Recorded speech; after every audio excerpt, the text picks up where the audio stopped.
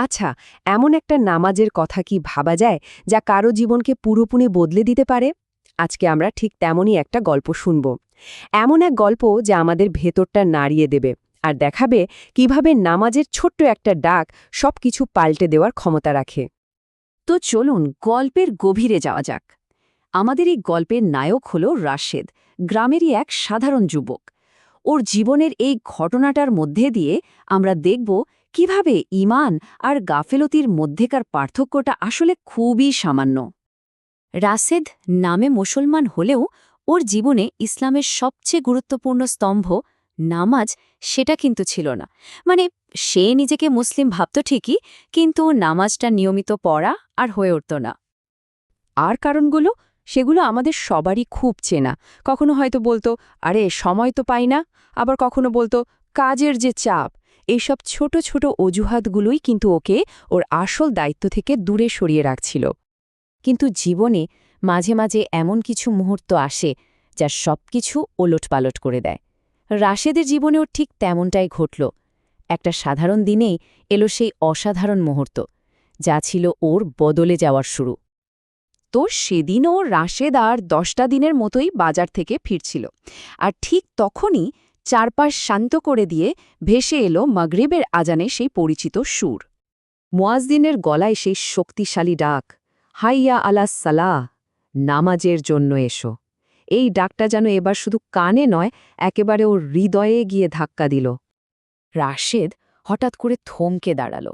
ওর পা দুটো যেন মাটিতে আটকে গেল। আর ঠিক তখনই পাশের মসজিদের দরজায় লেখা একটা লাইনের দিকে ওর চোখ আটকে গেল। এমন একটা লাইন যা ওর বিশ্বাসের ভিতটাকেই নাড়িয়ে দেওয়ার জন্য যথেষ্ট ছিল। সেখানে লেখা ছিল হাদিসটা, বান্দা আর কুফুরের মধ্যে পার্থক্য হল নামাজ ছেড়ে দেয়া। কথাগুলো রাশেদের বুকে যেন তীরের মতো এসে লাগল। ও বুঝতে পারল একজন বিশ্বাসী আর অবিশ্বাসীর মধ্যে মূল দেয়ালটাই হল নামাজ। ওর ভেতরটা যেন কেঁপে উঠল।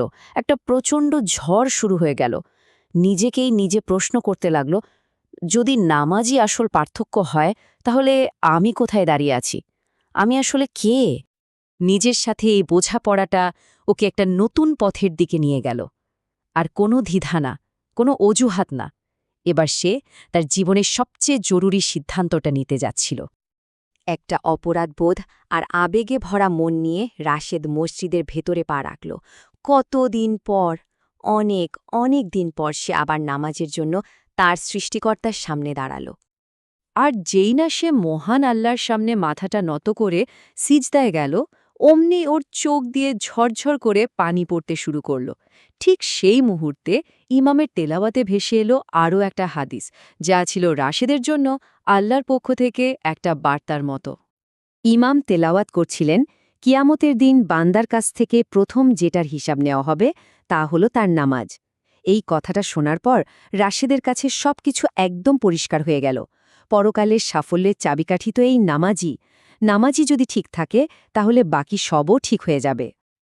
তো সেই দিনের পর থেকে রাশেদের জীবনটা আর আগের মতো থাকল না। ওই একটা সিদ্ধান্ত ওকে পুরোপুরি নতুন একটা মানুষে পরিণত করল। চলুন দেখি ওর জীবনে ঠিক কি কি বদল এসেছিল। প্রথমত, সে নিয়মিত 5 ওয়াক্ত নামাজি হয়ে উঠল।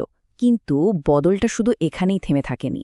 ওর আচার আচরণ, কথাবার্তা সবকিছুই যেন সুন্দর হতে লাগল। সে নিজের ভেতরে এমন একটা শান্তি খুঁজে পেল যা আগে কখনো পায়নি। আর মনে হচ্ছিল জীবনের বন্ধ দরজাগুলো যেন এক এক করে খুলতে শুরু করেছে। কিন্তু প্রশ্ন হল, এত বড় পরিবর্তন কিভাবে সম্ভব হল? এর উত্তরটা কিন্তু স্বয়ং আল্লাহ পবিত্র কোরআনে দিয়ে দিয়েছেন। তিনি বলেছেন, নিশ্চয়ই নামাজ অশ্লীল ও খারাপ কাজ থেকে দূরে রাখে। তার মানে নামাজই ছিল রাশেদের এই সুন্দর পরিবর্তনের পেছনের আসল শক্তি। আসলে রাশেদের এই গল্পটা শুধু ওর একার না, এর মধ্যে আমাদের সবার জন্য একটা অনেক বড় শিক্ষা লুকিয়ে আছে। এটা আমাদের ঈমানের সবচেয়ে গুরুত্বপূর্ণ ভিত্তিটার কথা নতুন করে মনে করিয়ে দেয়। তাই এই ঘটনাটাকে যদি শুধু একটা গল্প ভাবা হয়, তাহলে কিন্তু ভুল হবে। এর মানেটা আরও অনেক গভীর। এটা আসলে আমাদের সবার ভেতরের গল্প। আমাদের সবার মধ্যেই হয়তো এমন একজন রাশেদ লুকিয়ে আছে, যে সঠিক পথে আসার জন্য শুধু একটা ডাকের, একটা মুহূর্তের অপেক্ষা করছে। কারণ আমাদের প্রিয় নবী সাহলা তো বলেই গিয়েছেন, নামাজ হল ধর্মের স্তম্ভ। ভাবুন তো, একটা বিল্ডিং যেমন পিলার ছাড়া দাঁড়াতে পারে না, ঠিক তেমনি ইমানও কিন্তু নামাজ ছাড়া শক্তিশালী হতে পারে না। তাহলে মূল কথাটা কি দাঁড়ালো? ব্যাপারটা খুব সহজ, যে নামাজকে শক্ত করে আঁকড়ে ধরে, দিন শেষে ধর্ম বা ইমানও তাকে ঠিক সেভাবেই আঁকড়ে ধরে। কে জানে, রাশেদের মতো আমাদের জীবনও হয়তো একটা বড় পরিবর্তনের থেকে মাত্র একটা সিজদার দূরত্বে দাঁড়িয়ে আছে।